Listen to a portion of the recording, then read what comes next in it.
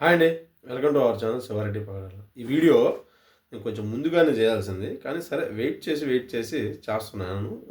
కొన్ని ఘటనలన్నింటిని పేర్చుకొని ఇప్పుడు చూసుకుంటే ముందుగా మనం ఈ మధ్య మదనపల్లిలో ఒక విషయం జరిగింది కదా. కులవర్ధన్ అనే అబ్బాయి ఒక చిన్న పాపని ఇలా చేసి చంపేశాడని. తర్వాత ఆ అబ్బాయిని పట్టుకోవడం జరిగింది. ఆ తర్వాత ఆ అబ్బాయి చెరువులో దూకి ఆత్మహత్య చేసుకున్నాడు. ఒకటి సేమ్ ఇలాంటి ఘటనే ఒకటి చూసుకుంటే తునియో తణుకు అనుకుంటా. నారాయణరావు అని ఒక 60 ఏళ్ళ పైబడిన వృద్ధుడు ఒక అమ్మాయిని స్కూల్ నుంచి తీసుకొస్తా ఏదో తోటలోకి తీసుకెళ్ళి ఇలాగే చేయకపోతే అక్కడ ఉన్న స్థానికులు చూసి ఏమి పోలీసులు ఇన్ఫామ్ చేసి పట్టించడం వల్ల ఆయన కూడా ఇలాగే జడ్జి ముందర ప్రవేశపెట్టకపోతే చెరువులో దూకి మనస్తాపం చెంది చెరువులో దూకి ఆత్మహత్య చేసుకున్నారని సరే, ఈ 2 ఘటనల తర్వాత వాళ్ళు ఆత్మహత్య చేసుకున్నారా లేకపోతే ప్రభుత్వమే వాటర్ ఎన్కౌంటర్ చేసిందా అని ఇది ఎవరు చెప్పక్కర్లేదు. వాళ్ళు తప్పు చేశారు, దానికి తగ్గ శిక్ష పడింది. నేను ఇప్పుడు వాళ్ళని వెనకేసుకు రావట్లేదు. జనాలు కూడా అందరూ హర్షం వ్యక్తం చేశారు, చంద్రబాబు నాయుడు పొగిడారు, బాగుంది అంతవరకు. కానీ ఇక్కడ ఇంకొక విషయం కూడా ఉంది. ఇది కొంత కాలం వెనక జరిగింది. కేసీఆర్ ముఖ్యమంత్రి ఉన్నప్పుడు అనుకుంటా. అది తాండూరు ఏదో ఉంది కదా, టోల్ గేట్ దగ్గర ఒక అమ్మాయి స్కూటీ ఆపితే ఆ ఘటనలో ఒక 4 కుర్రోళ్ళు అమ్మాయిని తీసుకెళ్ళి రేప్ చేసి చంపేస్తే ఆ తర్వాత 4గురిని ఎన్కౌంటర్ చేసి చంపేశారు. అప్పుడు అందరూ కేసీఆర్ని కూడా ధీరుడు సూర్యుడు అని పొగిడారు, బాగుంది. నేనేమో తప్పు అనట్లేదు. వాళ్ళు తప్పు చేశారు, తప్పు చేసినందుకు వాళ్ళు శిక్షింపబడ్డారు, బాగానే ఉంది, అంతవరకు ఓకే. కాకపోతే ఇక్కడ నేను దీనికి కొన్ని సంఘటనలు యాడ్ చేయాలనుకుంటున్నాను. ఇదే చంద్రబాబు నాయుడు గారి ప్రభుత్వంలో 2004 ముందు అనుకుంటా నేను. అప్పుడు చిన్నపిల్లని నేను, ఎంత సంహవ్ 7th 6th క్లాస్ చదువుతున్నా. ఈ కలుసుకోవాలని సినిమా హీరోయిన్ ప్రత్యూష ఉంది చూసావా, ఆ అమ్మాయిని అప్పటి నాయకుల కుమారులు అమ్మాయిని ట్రాప్ వేసి రేప్ చేసి చంపేస్తే దిక్కులే దానికి. అప్పుడు ఎందుకు ఆయన ఇమీడియట్ యాక్షన్ తీసుకోలేకపోయాడు? ఆల్మోస్ట్ సుమారుగా 20 ఏళ్ళు 25 ఏళ్ళ తర్వాత ఇప్పుడు సిద్ధార్థ రెడ్డి అనే ఆయన వచ్చి లొంగిపోవాలంటే ఆ సిద్ధార్థ రెడ్డి అనే ఆయన ఎక్కడున్నాడు? అక్కడెక్కడో ఉన్నాడు విదేశాల్లో. ఆయన వచ్చి ఇప్పుడు లొంగిపోతాడా లేకపోతే ఇల్లు పోయి ఆయన ఏమన్నా వచ్చి అరెస్ట్ చేయగలరా?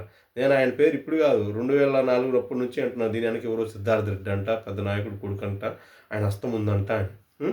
అంటే అసలు అప్పటికి చిన్నపిల్లనే నాకు పాలిటిక్స్ మీద అవగాహన లేదు. నాకే తెలిసింది అతను ఎవరు, దాని వెనకున్న ఆయన ఎవరు. 25 ఏళ్ళ తర్వాత కోర్టు కూడా అదే పేరు ఆయన పేరు చెప్పి వచ్చి లొంగిపోవాలంటే ఆయన ఇప్పుడు వచ్చి లొంగిపోయేది కాదు, వీళ్ళు అక్కడికి పోయి అరెస్ట్ చేసేది కాదు, కరెక్టే. ఆ తర్వాత కొంచెం ఒక 3-4 ఏళ్ళు ముందుకు పోయాక మీరందరూ చెప్పుకునే మహానేత వైఎస్ రాజశేఖర రెడ్డి చేసిన సంఘటన ఇది. ఇప్పుడు ఏంది ఇక్కడ తెలుసు కదా, ఆయేషా మీర్ అనే అమ్మాయి హాస్టల్లో ఎంత దారుణమైన స్థితిలో చనిపోయింది. అప్పుడు కూడా దాని వెనక ఒక మంత్రి గారి యొక్క కేంద్ర మంత్రి గారి యొక్క మనవడు ఉన్నాడని లోకమంతా తెలుసు. కానీ ఆయన్ని పట్టుకోకుండా సత్యం బాబు అనే ఒక అబ్బాయిని, ఒక దళితుడిని, అన్యం పుణ్యం తెలియని అమాయకుడిని 8 ఏళ్ళు జైల్లో పెట్టి కాళ్ళు చచ్చుపడేలా కొట్టి ఎంత దుర్మార్గంగా ప్రవర్తించారు. సరే, మీరు ఎట్లా మీ నాయకులు మీ వాళ్ళ మనవళ్ళు కుమారులని మీరు చేయట్లేదు, వాళ్ళని అరెస్ట్ చేయరు, కానీ ఇట్లాంటి అమాయకులు ఎందుకండి చేస్తారు? మళ్ళీ ఇదే వైఎస్ రాజశేఖర రెడ్డి ఆ వరంగల్లో ఎవరో స్వప్నిక అనుకుంటే అమ్మాయి పేరు, వాళ్ళ మీద యాసిడ్ దాడి జరిగినప్పుడు ఇమీడియట్గా వాళ్ళ మీద యాక్షన్ తీసుకున్నారు. ఎందుకంటే వాళ్ళు లేనోళ్ళు అండి, డబ్బులు లేనోళ్ళు, ఇల్లు పెద్ద పెద్దోళ్ళు. సేమ్ అంతే ఇప్పుడు చంద్రబాబు నాయుడు గారు చేస్తున్నవి కూడా లేనోళ్ళు కాబట్టి మీరు మంచి వాటర్ ఎన్కౌంటర్ అయ్యి చేస్తారు. వీటిని నేను నిజంగా అప్రిషియేట్ చేస్తున్నాను. కానీ మనసులో నుంచి నిజాయితీగా అప్రిషియేట్ చేయాలంటే ఇట్లాంటి ఘటన ఎవరైనా సరే పెద్ద వాళ్ళ పిల్లలు చేసినప్పుడు కానీ మీరు ఇలాగే తీసుకుంటే కానీ చర్యలు, అప్పుడు నేను ఖచ్చితంగా చంద్రబాబు నాయుడిని అభినందిస్తా, ఒక వైఎస్ రాజశేఖర రెడ్డిని అభినందిస్తా, ఒక కేసీఆర్ని అభినందిస్తా.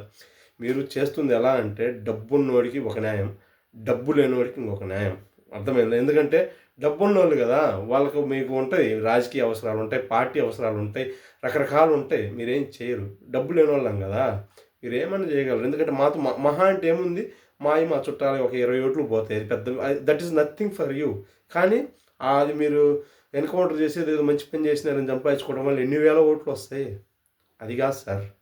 మీరు ఎప్పుడైతే ఎవరైనా సరే, నేను ఒక చంద్రబాబు నాయుడు గాని కాదు.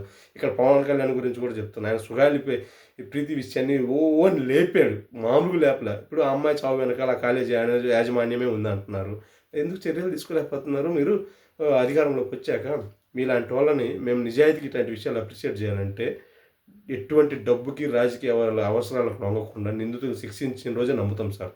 లేకపోతే అప్పటిదాకా ఇవన్నీ మేము పొలిటికల్ గేమ్స్ అని అనుకుంటాం. సారీ, క్షమించండి ఎవరికైనా నిజంగా హర్ట్ చేసి ఉంటే. Okay, thank you so much.